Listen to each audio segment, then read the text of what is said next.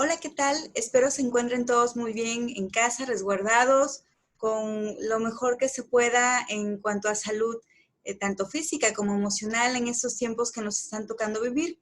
Es un gusto para mí poderlos saludar como parte del equipo de profesores que colaboramos a nivel posgrado en el Centro Universitario Hispano-Mexicano.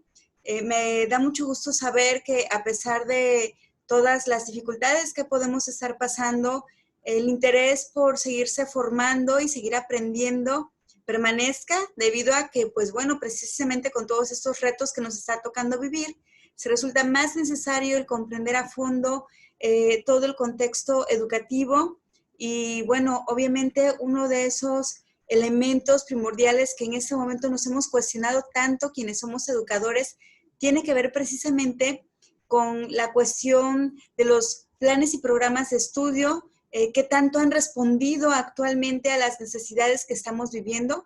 Yo creo que todos aquellos que nos dedicamos al ámbito educativo, de pronto nos encontramos en un ámbito de mucha incertidumbre, de muchas ganas de poderle aportar a nuestros alumnos desde preescolar hasta nivel posgrado precisamente.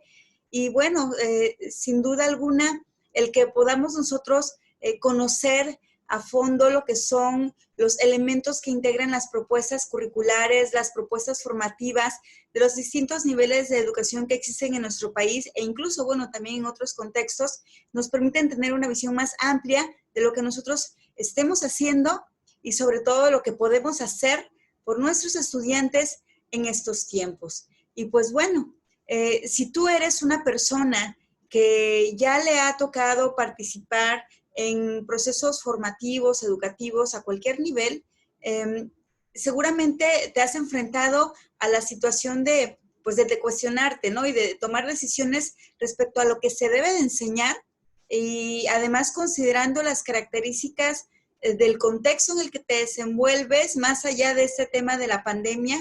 Bueno, todos tenemos la esperanza de volver a nuestras modalidades que estamos acostumbrados a trabajar y sin embargo, tenemos que adaptarnos a ello, ¿no? A lo que tenemos ahora y pues bueno, si eres profesor o quizás te interesa comenzar a colaborar como educador, como docente en alguna institución de educación, ya sea pública o privada, te vas a enfrentar a esta cuestión de decidir que voy a enseñarle de las propuestas que obviamente nosotros tomamos como base las propuestas oficiales de educación, las propuestas institucionales, los modelos educativos de esa escuela en la que estemos colaborando, pero sin duda debemos también de valorar precisamente de acuerdo a las situaciones que les tocan vivir a nuestros chicos, a nuestros estudiantes, qué es lo que se debe mantener y qué es aquello que de pronto debemos irle dando la vuelta,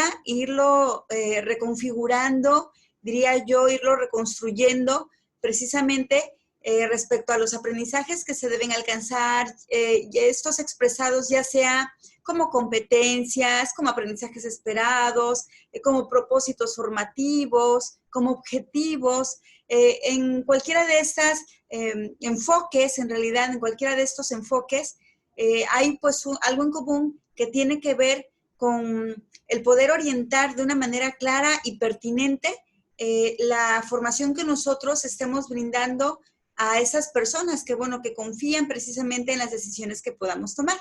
Entonces, como educadores que debemos estar siempre en una actitud de innovación, de procesos que podrían considerarse también procesos donde la imaginación, ¿verdad?, se tiene que poner en juego. ¿En qué sentido? Bueno, en el sentido de la creatividad, en el de poder tomar algo que ya esté dado y nosotros adaptarlo precisamente para que esos aprendizajes, ese perfil de egreso para el cual se supone estamos colaborando, pues se logre.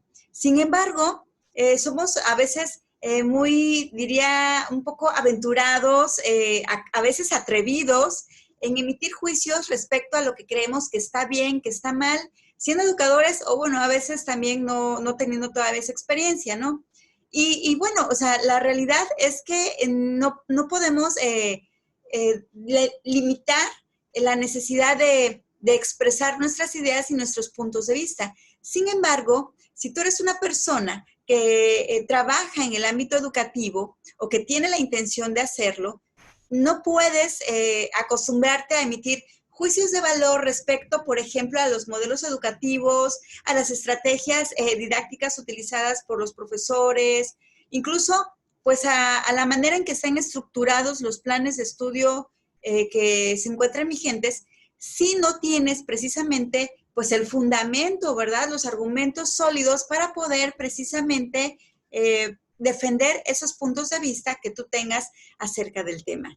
Entonces, pues bueno, si tú estás buscando cubrir esa necesidad, sin duda las maestrías en docencia y educación de el CUM son una buena opción.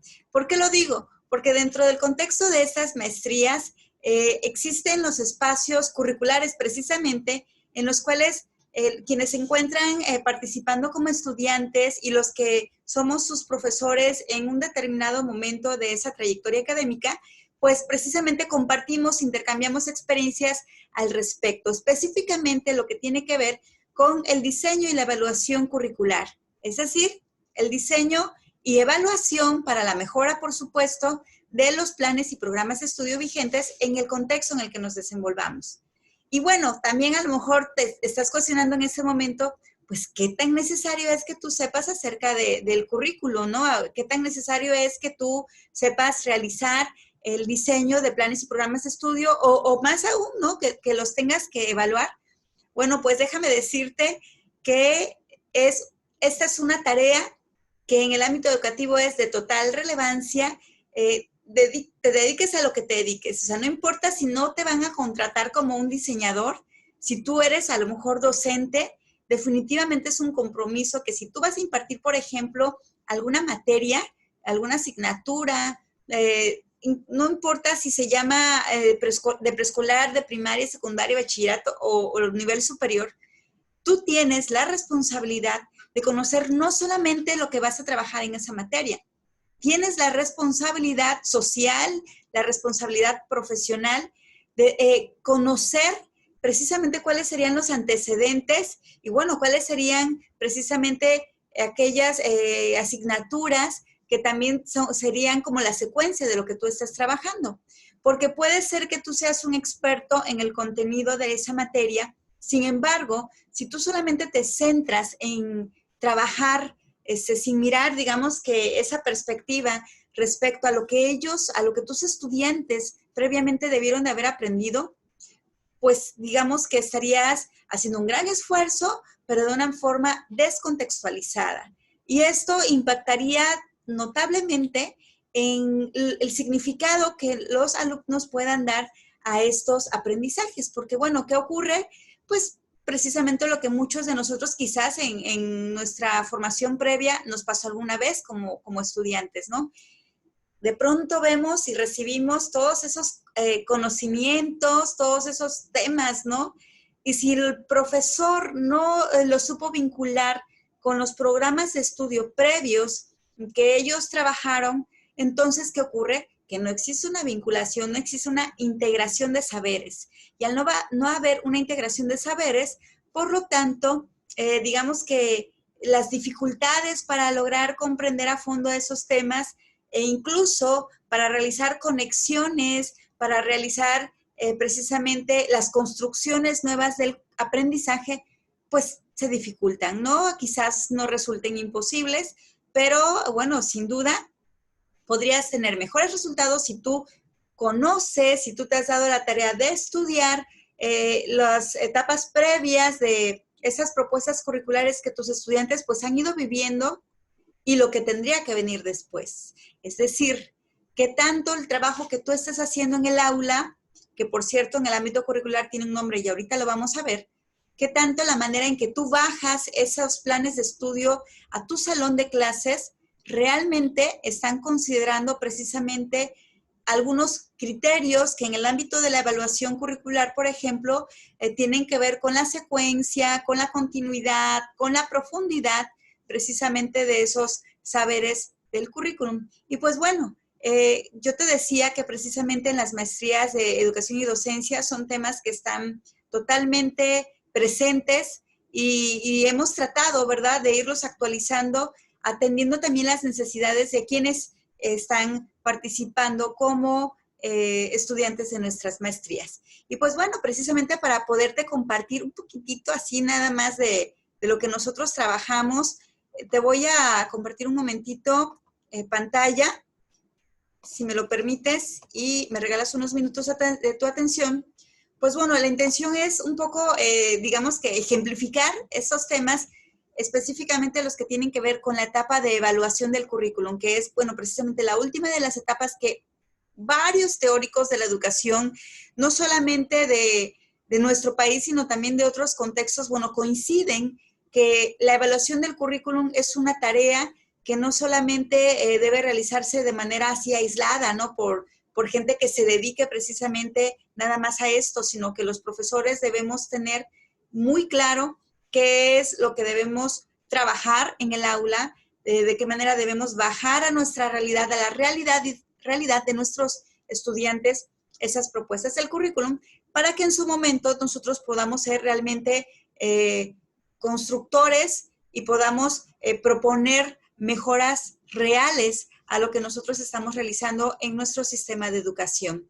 Y pues bueno, una de las cuestiones importantes es que, y que tiene que ver con lo que yo les comentaba, es considerar que bueno, pues, ¿qué es el currículum? En el currículum, bueno, las primeras veces que quizás tú hayas escuchado esa palabra no tenga nada que ver con una cuestión pedagógica o en sí del ámbito de la docencia, por ejemplo, ¿no?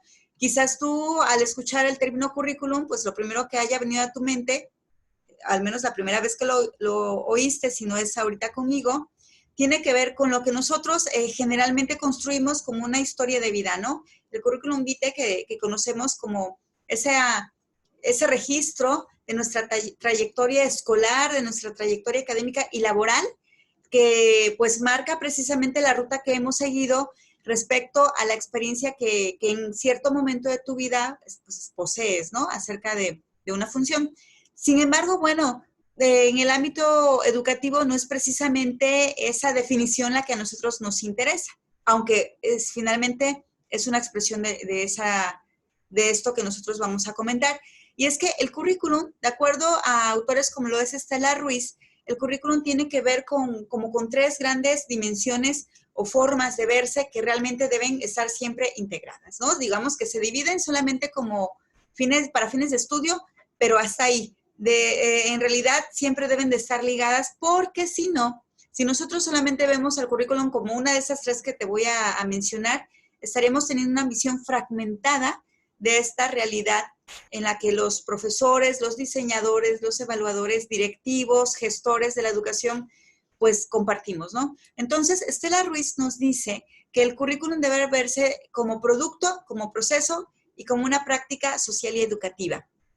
¿Por qué como producto, como proceso y como práctica social? Bueno, ¿por qué tantas divisiones? Bueno, nosotros estamos acostumbrados quizás a ver que la propia Secretaría de Educación Pública, cuando los que trabajamos también en educación básica o media superior, nos entrega a los inicios de ciclos escolares o de los semestres lo que son pues los programas oficiales. Incluso la propia Secretaría elabora con pues, su equipo de expertos ciertos materiales de estudio, ¿no? Para los alumnos, que sirven de guía, pues obviamente para los profesores, y que estas propuestas que tendrían que ver como los textos, los libros de texto gratuitos, por ejemplo, en educación primaria, están vinculados también con el trabajo que muchas editoriales hacen en nuestro país para poder ofrecer también otras opciones, otros materiales didácticos que complementen esos procesos formativos. El currículum como producto tiene que ver con esa visión escrita, ese, digamos que, documento que nosotros podemos observar desde una fundamentación del mismo, desde el perfil de egreso que debemos estar todos logrando en nuestros estudiantes, incluso el perfil del docente que se supone el cual deberíamos tener dependiendo del nivel educativo y la asignatura en la que estemos también trabajando. Tiene que ver con los programas de estudio ya de cada materia, por ejemplo, ¿no? Ese es el currículum visto como producto. Sin embargo, aunque durante mucho tiempo algunos expertos consideraban que era pues como la visión principal, pues no es la única, ¿no? Esa se mantiene incompleta. ¿Por qué? Porque nada de valor posee el documento en sí mismo si no llega a implementarse, ¿no? Si no llega a aterrizarse en un salón de clases en el que los docentes, los estudiantes se vuelven los actores principales, pero no nada más ellos, sino que también, dependiendo del nivel educativo, están presentes, por ejemplo, los directivos, las autoridades, los que nos acompañan a lo mejor en el aula, como lo que son los orientadores educativos, los psicólogos, los pedagogos, que sirven precisamente como mediadores precisamente para lograr los objetivos que estén, o los propósitos o los aprendizajes que estén propuestos en el currículum como producto, o sea, en el documento, en la parte normativa. Así pues, el currículum como proceso es esa realidad que se vive en el salón de clases, en la que el maestro podría estar haciendo hasta magia, ¿verdad? Para poder adaptar los contenidos, lo que está aquí escrito, a la interacción con sus estudiantes, de acuerdo a los recursos que se poseen en la institución, de acuerdo a las necesidades de los propios niños, a los conocimientos o saberes previos que ellos traigan. Yo diría incluso como un ejemplo es más claro lo que está sucediendo ahora debido a la situación de la pandemia, pues todas esas adaptaciones que los profesores tuvieron que hacer para tratar de llegar con sus estudiantes, ¿no? Para tratar de no dejarlos solos respecto a que pudieran, a lo mejor en algunos casos quizás adquirir algunos nuevos conocimientos, pero en otros a lo mejor tratar de consolidar en los que estaban, ¿no? El lograr que sus estudiantes no quedaran como ahí atascados en un momento, pues los maestros están haciendo magia, todos ustedes están haciendo magia. Obviamente también en colaboración con los padres de familia y en niveles superiores también pues con la colaboración de los propios estudiantes, ¿no? Que ya son autónomos para ello. Entonces toda esa interacción, todas esas estrategias, todos esos materiales didácticos que elaboramos, ya sea en la modalidad presencial o ahora en la modalidad a distancia, con los recursos que cada uno posee, eso es el currículum como proceso, la puesta en práctica, ¿no? Y finalmente el currículum como una práctica social educativa, también muy ligada a esta situación, es no nada más ver la cuestión de cómo este documento normativo se logra implementar en el salón, o en el salón virtual o a la distancia, ¿no? Sino también el considerar que en la interacción que poseemos los estudiantes con los profesores, pues hay muchos otros elementos de fondo que tienen que ver, por ejemplo, con cuestiones socioculturales, con cuestiones socioafectivas que están incidiendo totalmente incluso en la estrategia, por muy innovadora, por muy atractiva que pueda ser. Pues finalmente ese contexto sociocultural, las condiciones socioafectivas del estudiante, incluso del profesor, ¿verdad? Están ahí puestas. Algunos podríamos llamarlo como lo que es el currículum oculto quizás, ¿no? Y pues bueno, viéndolo desde esta forma, la evaluación curricular pues no puede dejar como una parte fragmentada de la misma en donde se considere que evaluar tiene que ver nada más con el revisar esas propuestas escritas, sino también cómo esa propuesta escrita se está llevando a la práctica. Este momento, en esta semana que estamos viviendo a partir del 8 de junio, nos indicaron nuestras autoridades a nivel nacional y las de cada estado que era momento de que en educación básica se hiciera un alto y se tratara de evaluar cómo se había pues transformado, ¿verdad?, las prácticas educativas durante el ciclo escolar en este punto precisamente en el que nos encontramos, donde pues todos sabemos que las realidades que vivimos como educadores son muy distintas, ¿no? Igual que como los niños o los jóvenes y los propios adultos como parte de estos agentes que están funcionando como educadores también, pues de la dimensión curricular, ¿no? De esos planes y programas de estudio. Y entonces, esta evaluación curricular que está aquí en esta diapositiva, sin duda alguna tiene una manifestación muy clara con lo que estamos haciendo ahora. Lo que se trabaja en los consejos técnicos tiene que poder tener como un fundamento para el análisis de estas prácticas que estamos llevando, algunas de las cuestiones que la evaluación del currículum nos indica de acuerdo a las recomendaciones de los expertos precisamente en esta área. Y bueno, por eso yo repito que las dimensiones de evaluación curricular siempre tienen que ser dos, la formal que bueno, en palabras, por ejemplo, de gente experta, como lo que es la doctora Frida Díaz Barriga, el doctor José Antonio Serrano en su momento, por ejemplo, nos dicen que la dimensión formal implica un análisis de congruencia interna y otro de la congruencia externa, y también el analizar la dimensión procesual, ¿no? Que, insisto, es la forma en que se están llevando a cabo estos procedimientos, incluidos aquellos que tienen que ver, por ejemplo, con el control escolar.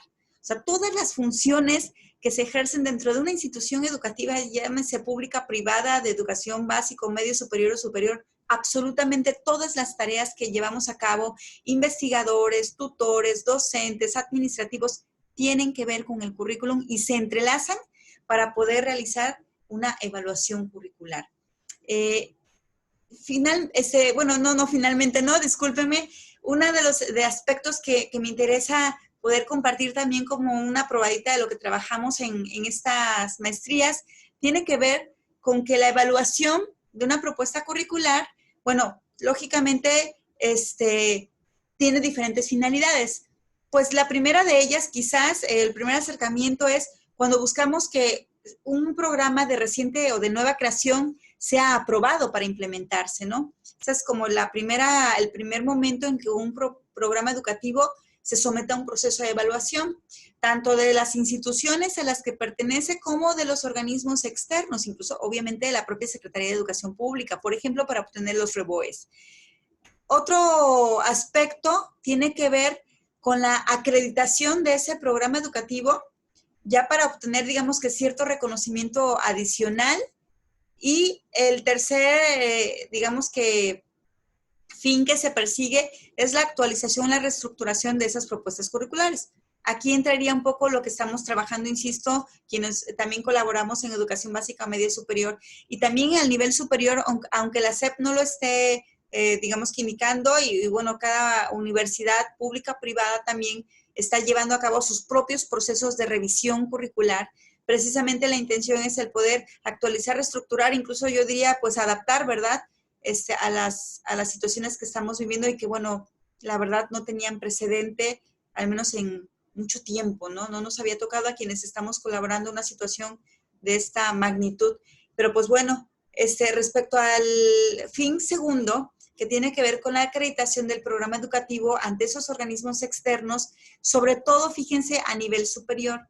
Y es que la ANUVIES, que es la Asociación Nacional de Universidades e Instituciones de Educación Superior, digamos que a través de los años han establecido procedimientos claros para que estos programas de educación a nivel profesional sean regulados y, bueno, se busque pues la excelencia, ¿no? Se busquen niveles de calidad en los mismos, en la parte tanto formal, en el planteamiento escrito, como obviamente en su implementación y los resultados que estos están dando, pues, por ejemplo, con los egresados y cómo estos ahora impactan a la realidad social que estamos viviendo. La ANUVIES, por ejemplo, en un primer momento, en 1991, ya con el Consejo Nacional de Ciencia y Tecnología, el CONACYT, estableció un programa de nombre Programa Nacional de Posgrados de Calidad, que tiene que ver con la evaluación precisamente de maestrías, especialidades, doctorados, para que estos se sometan a esos procesos de evaluación que, bueno, si los logran acreditar precisamente, obtienen ciertos reconocimientos que favorecen, bueno, tanto obviamente a los profesores, a las instituciones de las que forman parte y, bueno, a los estudiantes. Pero también se encuentra el COPAES, que es el Consejo para la Acreditación de la Educación Superior, para todos aquellos, porque los ejemplos que he usado tienen que ver con el asunto de los que colaboramos en educación básica o media superior, pero también a nivel superior cobra un papel muy importante este proceso de evaluación curricular. ¿Por qué? Porque se busca la acreditación.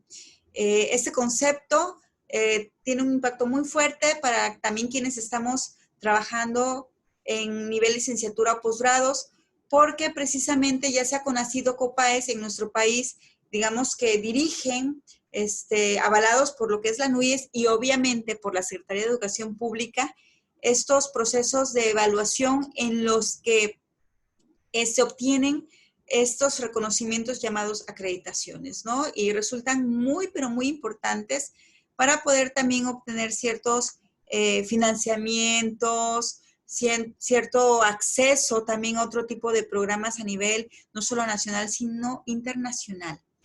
Pero pues bueno, sé que han de decir, bueno, toda esta información me está diciendo muchas cosas. Bueno, pues la intención es que ustedes puedan tener interés en aprender un poco más al respecto. Lo único que quizás quisiera yo finalizar diciéndoles es que para poder participar en un proceso de evaluación curricular, pues obviamente hay guías que están al alcance de todos, las páginas de web de estos organismos, por ejemplo, con la CID y COPAES, bueno, pues obviamente cualquiera puede ingresar, pero una de las cosas que nos interesa para los que tratamos de compartir experiencias al respecto de la evaluación del currículum, tiene que ver con cómo tenemos que aprender a manejar precisamente la información que nos proporcionan en esas páginas, ¿no? En esas páginas de internet, en esas guías que tienen un nombre y su nombre es marcos de referencia. Sus marcos de referencia son el punto de partida, digamos que son como la ruta,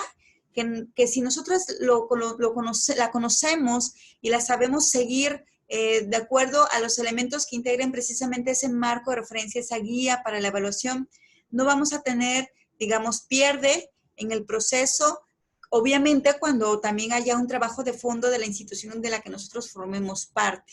Y pues bueno, a grandes rasgos, nosotros en el ámbito de que tiene que ver con diseño y evaluación curricular dentro de las maestrías es lo que intentamos trabajar. Y pues, aunque en este momento solamente se los esté platicando de manera muy rápida, acelerada quizás, pues lo que sí les puedo decir es que quienes trabajamos aquí, no solamente también en esa área, intentamos que la formación que podamos recibir todos, ¿verdad? Porque es un proceso de retroalimentación también, sea una cuestión pues dinámica, que sea una cuestión que genere espacios para el diálogo, para la colaboración, para la coevaluación incluso, y la reconstrucción de los saberes que todos poseemos. Miren, nada más para terminar en esta parte, yo quisiera no dejar de mostrarles, dejé de compartir esa pantalla porque me interesa que vean algunos de los recursos que también nosotros, y sobre todo en este momento que estamos ante una modalidad totalmente a distancia, en línea, para muchos ha sido un tanto nuevo y nos hemos aventurado y nos hemos atrevido a utilizar recursos que yo les puedo asegurar que para los que ha sido la primera vez, bueno, quizás estamos comenzando a enamorarnos de nuevas estrategias que ojalá y pronto podamos, por supuesto, recuperar nuestras modalidades presenciales también sumamente enriquecedoras y que al regresar a ellas, seguro vamos a también a volver con una nueva perspectiva de lo que implica la enseñanza, ¿no? A pesar de que seamos en un nivel de maestría, bueno, creo que siempre vale la pena innovar y hay recursos, por ejemplo, Kahoot, en el que, bueno, yo les voy a mostrar solamente un par de preguntas de la forma en que nosotros podemos incursionar también en estas maestrías. Y pues bueno, a ver si ahorita con lo que yo fui corriendo, ¿verdad? En la explicación, alguno de ustedes podría a lo mejor responder estas dos últimas preguntas.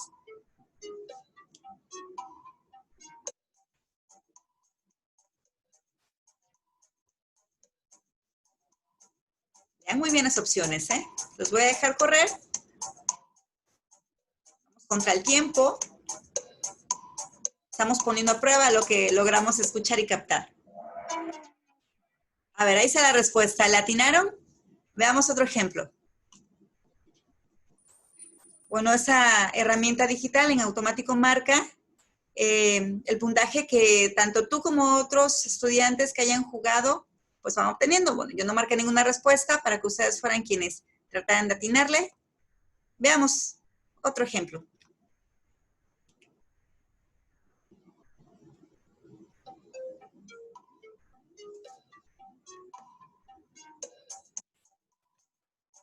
A ver, CONACYT a través del Programa Nacional de Posgrados de Calidad evalúa la calidad de los programas educativos en México. Está muy fácil, ¿no? Digo, hasta luego lo dice.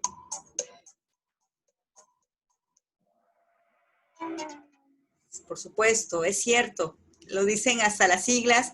pero bueno, lógicamente tiene otras implicaciones. Entonces, miren, la intención es que ustedes puedan animarse a estar siguiendo precisamente lo que se publique en la página del Centro Universitario Hispano-Mexicano, que puedan aprovechar si de algo les es útil y sobre todo que se animen a ser parte de la comunidad CUM. Muchísimas gracias por su atención. Saludos y que se encuentren muy bien.